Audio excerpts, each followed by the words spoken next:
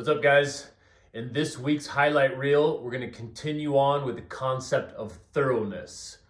In the human body, there are between 500 and 700 muscles, one of which is cardiac. Lots are smooth surrounding your organs, but a whole lot are skeletal. Now, a long time ago, back in the day, you could find a lot of people, for instance, or men that didn't train legs. But nowadays, you would look like an idiot if you didn't train legs. That's not the definition of being thorough any longer, just training all of your major muscle groups.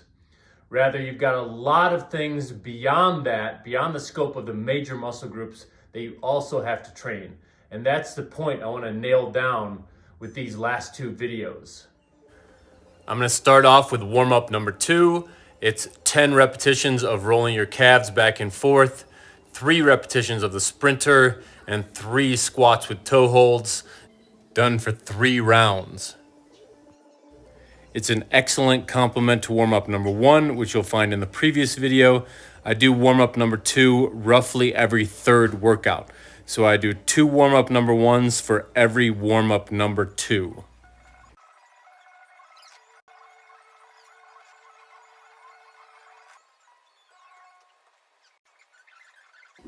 Moving on, as usual, I start every workout with a core exercise. Now I'm trying to master the ab wheel.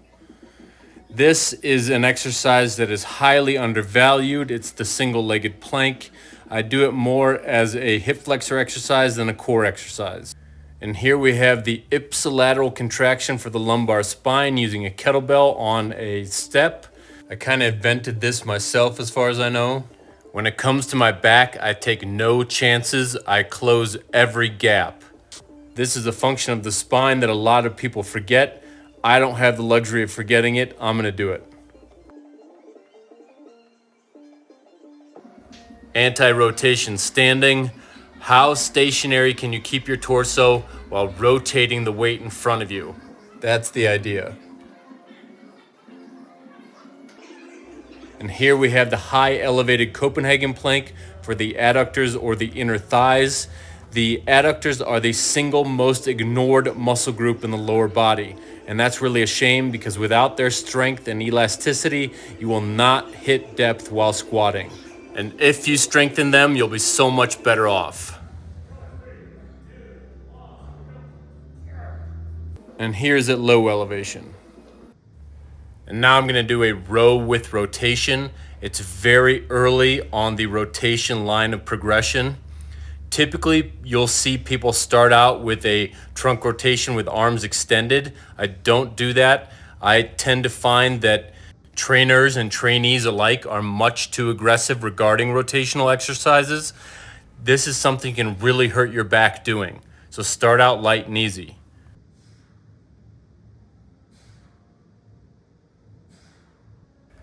You'll notice I'm kind of guiding the movement here with my other arm. Speaking of hitting depth while squatting, this exercise will help you do it as well. This is internal rotation at the hip. Sorry, I don't know why the camera went blurry. This is the reverse sled drag with a pretty heavy weight.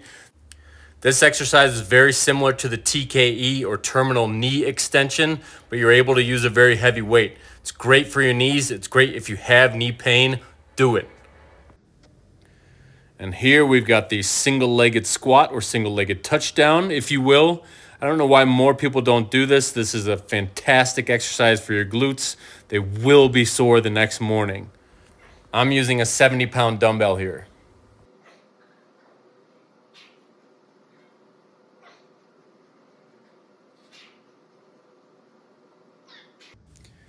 And here we're talking supination for the biceps. Ever since I tore my biceps, I started doing these. This is an excellent exercise for your biceps and your supinator in your forearm. Always do it with a long bar like I'm doing right now, not dumbbells. That doesn't work at all. Do it like this.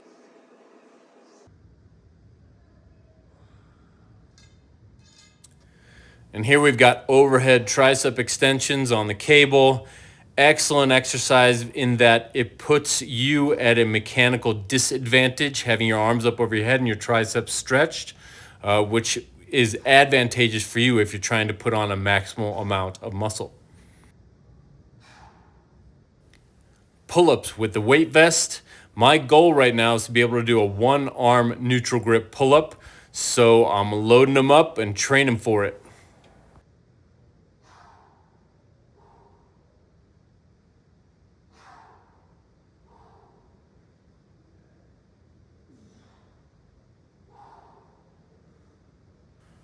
There you go, better get it, boy.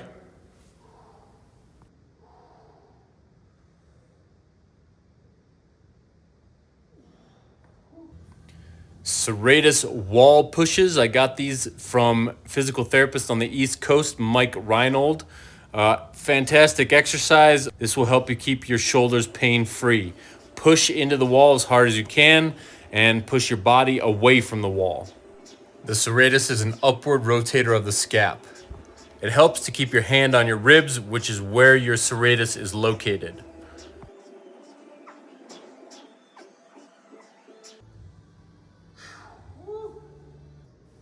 Last but not least, we've got the kettlebell clean and press. One of my favorite exercises. Excellent yardstick for measuring results.